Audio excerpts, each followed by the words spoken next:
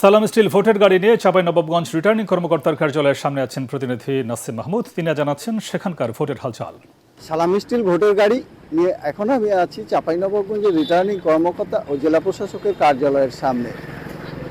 চাঁপাইনবাবগঞ্জের সংসদীয় আসন সংখ্যা হচ্ছে 3টি, আর এই 3টি আসনে বিভিন্ন দলের মোট 16 জন প্রার্থী নির্বাচনে প্রতিদ্বন্দ্বিতা করছেন। নির্বাচন যতই ঘনিয়ে আসছে, প্রার্থীরা এবং তাদের কর্মীরাও ছুটছেন বিভিন্ন পাড়া মহল্লায়, ভোটারদের দ্বারে দ্বারে শোনাচ্ছেন বিভিন্ন উন্নয়নের কথা এবং চাইছেন ভোট। বিভিন্ন শ্রেণী পেশার ভোটারদের মাঝেও বেশ উৎসাহ লক্ষ্য করা যাচ্ছে। আমি সাধারণ মানুষ এবং সাধারণ ভোটারদের সাথে কথা বলেছি।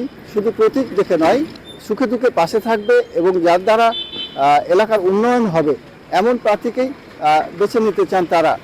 নির্বাচনের সার্বিক পরিস্থিতি দেখে এমনটি বলা যায় যে জেলার 3টি আসনেই ভোটের লড়াই হবে বিএনপি এবং জামাত মনোনীত প্রার্থীদের মধ্যে। চাঁপাইনবাবগঞ্জের ভোটের খবর নিয়ে এই ছিল আমার কাছে সর্বশেষ। ভূমিকম্প সহনীয় মোস্ট ডিউরেবল দেশের প্রথম থার্মেক্স রড সালাম স্টিল। সালাম স্টিল বোঝে ডিউরেবিলিটি। সালাম স্টিল মোস্ট ডিউরেবল স্টিল। সালাম স্টিল ভোটের গাড়ি নিয়ে মাদারীপুর 2 আসনে আছেন প্রতিনিধি SR শফিক স্বপন। তিনি জানাচ্ছেন সেখানকার ভোটের হালচাল। স্টিল ভোটের গাড়ি নিয়ে আমি এখন আছি মাদারীপুর 2 আসনের মাদারীপুর শহরের প্রাণকেন্দ্র। মাদারীপুর 2 আসনটি মূলত 4,36,222 ভোটের এই আসনে প্রার্থী হয়েছে মোট 10 জন। পদ্মা সেতু নির্মিত হলেও মাদারীপুর 2 আসনে ব্যাপক কোনো উন্নয়ন হয়নি। মাদারীপুরে হয়নি কোনো শিল্প কারখানা, হয়নি মাদারীপুরে একটি মেডিকেল কলেজ।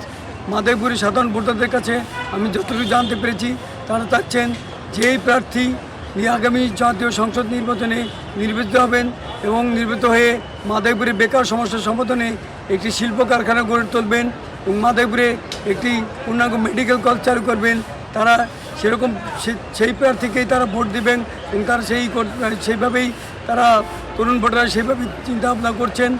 এই ছিল আজকে মাদারীপুর 2 আসনে আমার কাছে সর্বশেষ তথ্য।